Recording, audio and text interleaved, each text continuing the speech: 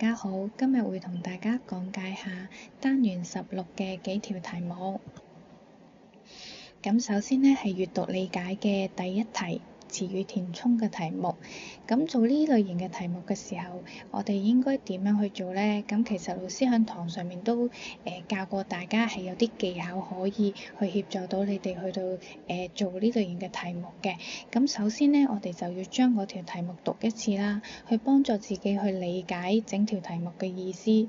咁我都鼓勵同學咧喺讀呢句句子嘅時候咧，嘗試將佢變成口語，咁方便你理解，同埋喺讀嘅時候咧，都嘗試諗下究竟要填啲乜嘢詞語落去。咁例如第一題，佢講咧，無論我做什麼事情，媽媽都會乜乜我，讓我充滿信心。咁喺呢句句子裡面咧，其實你會見到有一個好大嘅提示，就係後面嗰半句。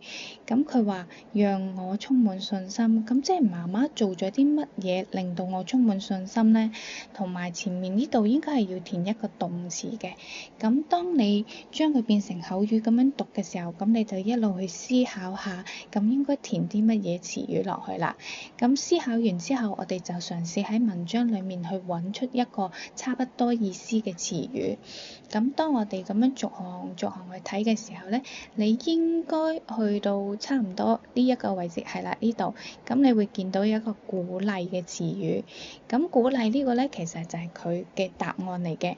咁當你揾到個詞語之後呢，咁你就嘗試將佢擺入去，然之後重新再讀一次，睇下你填嘅詞語合唔合理。無論我做什麼事情，媽媽都會鼓勵我，讓我充滿信心。咁可能你哋咁樣聽老師講，好似好容易就揾到個答案，但係有陣時候咧，我哋未必會即刻諗到啦，或者喺文章裡面未必即刻可以揾到嘅詞語嘅。咁唔緊要，我哋又嘗試下咧，將一個錯嘅詞語去擺落去，咁我哋試下啦。我當係衝鋒陷陣咁樣啦，咁我哋試下將佢擺落去咯喎。無論我做什麼事情，媽媽都會衝鋒陷陣我，讓我充滿信心。